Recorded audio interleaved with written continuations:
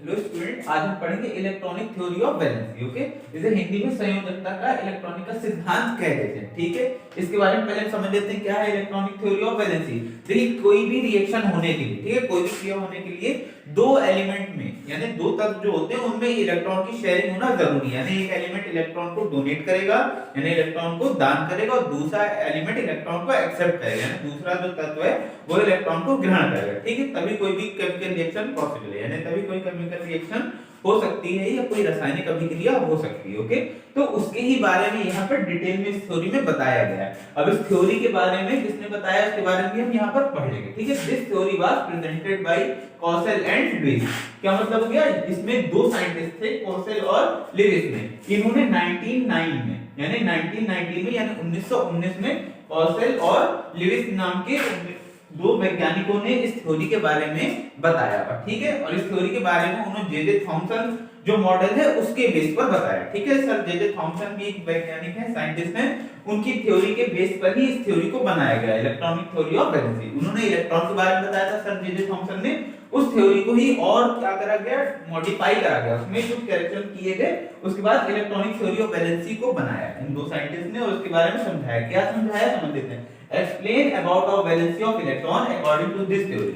यानी इस थ्योरी के according electron themselves are responsible for chemical combination. किसी भी केमिकल रिएक्शन में या केमिकल कॉम्बिनेशन में इलेक्ट्रॉन ही रिस्पांसिबल होता है यानी इलेक्ट्रॉन की ही रिस्पांसिबिलिटी हो कि कोई केमिकल रिएक्शन पॉसिबल हो पाए। ठीक है, तो इलेक्ट्रॉन ही इसमें मेन जो है एजेंट होता है। ठीक है, every element has a tendency to attain electronic configuration of the nearest inert gas. यानी कोई भी केमिकल रिएक्शन में जो रिएक्शन हो रही होती है उसमें हर एलिमेंट ये चाहता है कि वो कंप्लीटली फिल्ड हो जाए यानी उसकी लास्ट शेल में 8 इलेक्ट्रॉन आ जाए, वो स्टेबल हो जाए ऑक्टेट रूल के अकॉर्डिंग। ठीक है, ऑक्टेट में भी यही बात बताया गया था कि कोई भी एलिमेंट जिसकी लास्ट शेल में 8 इलेक्ट्रॉन कंप्लीट हो जाते हैं तो वो स्टेबल ऑक्टेट हो जाता है। ठीक है, यानी वो स्टेबल एलिमेंट हो जाता है। कब हो जाता है, जब उसकी लास्ट शेल में कितने इलेक्ट्रॉन हो जाए, 8 इलेक्ट्रॉन हो जाए। अब 8 इलेक्ट्रॉन होने के लिए वो किसी दूसरे एलिमेंट से रिएक्शन करता है। ठीक है, ताकि उसके इलेक्ट्रॉन उसे मिल जाए जिसकी वजह से उसकी लास्ट शेल में 8 इलेक्ट्रॉन प्रेजेंट हो जाए। उसके बाद एक्स्ट्रा इलेक्ट्रॉन है तो इलेक्ट्रॉन को डोनेट कर देता है। ओके, इसे हम शेयरिंग ऑफ इलेक्ट्रॉन या इलेक्ट्रॉन का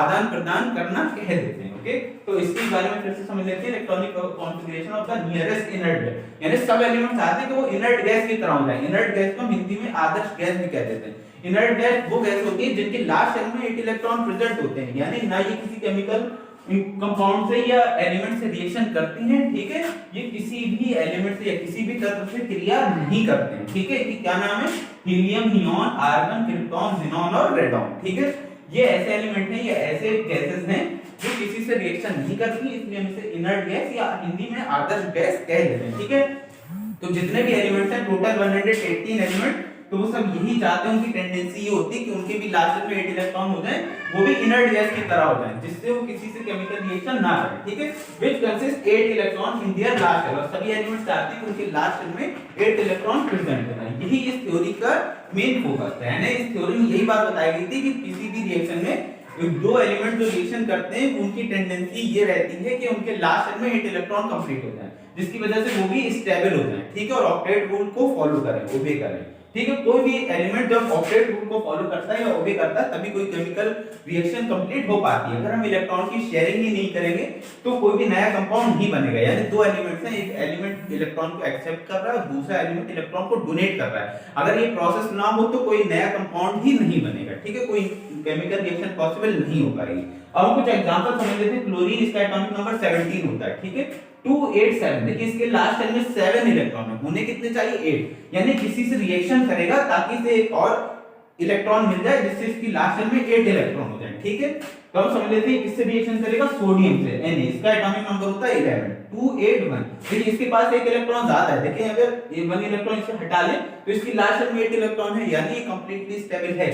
लेकिन इसके पास एक इलेक्ट्रॉन एक्स्ट्रा है और इसे रिएक्शन करेगा ये। ठीक है, जिसकी वजह से ये इलेक्ट्रॉन को डोनेट कर देगा। किसे डोनेट करेगा, क्लोरीन को। और आपको पता है जो इलेक्ट्रॉन को डोनेट करते हैं उन पे पॉजिटिव चार्ज आता है, जो इलेक्ट्रॉन को एक्सेप्ट करते हैं उन पर नेगेटिव चार्ज आता है। तो देखिए सोडियम के पास एक इलेक्ट्रॉन एक्स्ट्रा था इसलिए इसने इलेक्ट्रॉन डोनेट कर दिया, इस पर एक पॉजिटिव चार्ज आ गया। क्लोरीन के पास एक इलेक्ट्रॉन कम था, इसको एक इलेक्ट्रॉन और चाहिए था स्टेबल होने के, यानी लास्ट शेल में एक इलेक्ट्रॉन होने के लिए इसे एक इलेक्ट्रॉन चाहिए था, इसलिए इसने सोडियम से एक इलेक्ट्रॉन ले लिया, इसलिए इस पर नेगेटिव चार्ज आ गया। देखिए क्लोरीन को एक इलेक्ट्रॉन मिल गया तो क्लोरीन पर नेगेटिव चार्ज आ गया, और सोडियम ने एक इलेक्ट्रॉन डोनेट कर दिया इसलिए इस पे पॉजिटिव चार्ज आ गया। ठीक है, तो रिएक्शन हो गई Na+Cl की, सोडियम और क्लोरीन की रिएक्शन हुई, सोडियम क्लोराइड यानी साल्ट बन गया। तो देखिए यहाँ पे दो एलिमेंट मिलके एक नया प्रोडक्ट बना रहे हैं। ठीक है, कब पॉसिबल हुआ? जब एक दोनों में इलेक्ट्रॉन की शेयरिंग हुई, यानी सोडियम ने इलेक्ट्रॉन को डोनेट किया, दान किया इलेक्ट्रॉन को, और क्लोरीन है इसने इलेक्ट्रॉन को एक्सेप्ट किया, यानी इसने इलेक्ट्रॉन को ग्रहण किया, तभी देखिए एक नया तत्व या एक नया कंपाउंड बना। ठीक है, एक नया यौगिक बना। अब हम समझ लेते हैं ऐसी फास्फोरस, इसके भी लास्ट में देखिए इसका एटॉमिक नंबर यानी परमाणु संख्या 15 है। ठीक है, 285 इसका ये इलेक्ट्रॉनिक कॉन्फ़िगरेशन हो गया।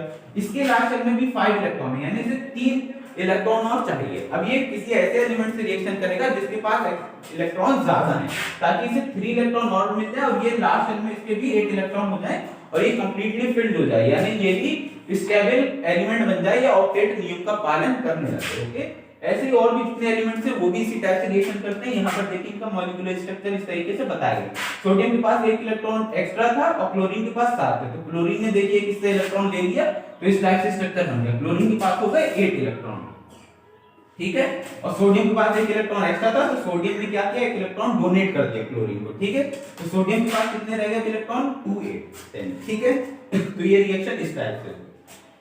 तो ये इसका क्या है, स्ट्रक्चर था जो आपको और एग्जांपल आपको समझा गया। जितने भी रिएक्शंस होती है केमिकल रिएक्शन, उनके इसी टाइप से स्ट्रक्चर बनते हैं। ठीक है, इलेक्ट्रॉन को डोनेट करने से और एक्सेप्ट करने से। इस थ्योरी के ही बारे में कोसेल और लेविस नाम के इन दो साइंटिस्ट ने बताया था। ओके, अब इसे हम हिंदी में समझ लेते हैं, संयोजकता का इलेक्ट्रॉनिक सिद्धांत। ओके, इस सिद्धांत को सन 1919 ईस्वी में कोसेल और लेविस नामक दो वैज्ञानिकों ने बताया। क्या बताया? परमाणु संरचना या एटॉमिक मॉडल के आधार पर इस सिद्धांत का प्रयोग किया गया। अब ये कौन सा एटॉमिक मॉडल है? ये sir J Thomson atomic model है, जिसमें जे थॉमसन जो वैज्ञानिक थे उन्होंने एटम के बारे में बताया था कि न्यूक्लियस में या नाभिक में न्यूट्रॉन और प्रोटॉन पाए जाते हैं, और उनके बाहरी कोच में यानी आउटर मोस्ट शेल जो होती है उनमें इलेक्ट्रॉन घूम रहा होता है, रिवॉल्व कर रहा होता है। ठीक है, उसी मॉडल के बेस पे लेविस और कोसेल नाम के दो वैज्ञानिकों ने इस सिद्धांत के बारे में बताया। क्या बताया इसके बारे में समझ लेते हैं। इस सिद्धांत के अनुसार किसी तत्व या एलिमेंट की संयोजकता उसकी बाहरी कोश या आउटर शेल में उपस्थित इलेक्ट्रॉनों पर निर्भर करती है, यानी किसी भी रिएक्शन में बाहर जो उसके लास्ट शेल में इलेक्ट्रॉन होते हैं उन पर डिपेंड करता है, यानी जो किसी भी एलिमेंट के लास्ट शेल में जो इलेक्ट्रॉन होते हैं वही रिएक्शन करते हैं। इनका मीनिंग ये है। ठीक है, इन इलेक्ट्रॉनों को संयोजी इलेक्ट्रॉन कहते हैं, यानी जो इलेक्ट्रॉन रिएक्शन करते हैं, ठीक है, उन्हें हम शेयरिंग इलेक्ट्रॉन या हिंदी में संयोजी इलेक्ट्रॉन कह देते हैं। ठीक है, तथा कोई तत्व स्थायी विन्यास या ऑक्टेट स्टेट प्राप्त करने के लिए या तो इलेक्ट्रॉन को डोनेट या दान कर देता है, या ग्रहण या एक्सेप्ट करता है, इस अथवा साझा या शेयरिंग करता है। क्या मतलब हो गया? कोई भी एलिमेंट, अभी हमने आपको बताया कि ये ऑक्टेट स्टेट या स्थायी विन्यास को प्राप्त करने के लिए ये लास्ट शेल में जो इलेक्ट्रॉन होते हैं उनकी ये शेयरिंग करते हैं, इलेक्ट्रॉन को एक्सेप्ट करते हैं और इलेक्ट्रॉन को डोनेट करते हैं, जिससे ये भी कंप्लीटली फिल्ड हो जाए, इनके भी लास्ट शेल में 8 इलेक्ट्रॉन आ जाए, जैसे कि इनर्ट गैस के लास्ट शेल में होते हैं। ठीक है, आदर्श गैस जो कि इनके भी लास्ट शेल में 8 इलेक्ट्रॉन होते हैं, यानी आखिरी कोश में इनके भी 8 इलेक्ट्रॉन पाए जाते हैं, जिसकी वजह से ये किसी से भी रिएक्शन नहीं करती है। ठीक है, किसी से भी इनकी अभिक्रिया नहीं होती है। ओके, अब इनके कुछ एग्जांपल है। सोडियम, ठीक है, 11, इसका एटॉमिक नंबर है 281, यानी ये सोडियम क्या है, इसकी परमाणु संख्या 11 है। ठीक है, और ये इसके लास्ट में आप देख रहे हैं 1 इलेक्ट्रॉन है, यानी ये 1 इलेक्ट्रॉन को डोनेट कर रहा है। क्यों? क्योंकि इसके पास पहले से ही ऑलरेडी 8 इलेक्ट्रॉन हैं, तो ये 1 इलेक्ट्रॉन डोनेट कर रहा है, जो आपने यहाँ पर एग्जांपल समझा। ओके, ये क्लोरीन है, इसका एटॉमिक नंबर 17 है।